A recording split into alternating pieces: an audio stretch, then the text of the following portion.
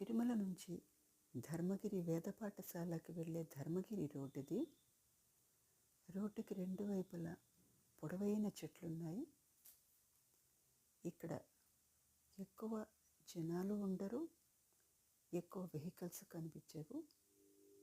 ఈ ప్రదేశం ఎంతో ప్రశాంతంగా ఉంటుంది, మనసుకి ఎంతో హాయిగా ఉంటుంది. ఇక్కడ ఎంతో అందంగా ఉంటుంది. ఇంత అందమైన ప్రశాంతమైన ప్రదేశంలో ఒకే ఒక చిన్న టెంపుల్ ఉంది. ఈ టెంపుల్ తప్పితే చుట్టుపక్కల ఇంకేమీ మనకు కనిపించవు.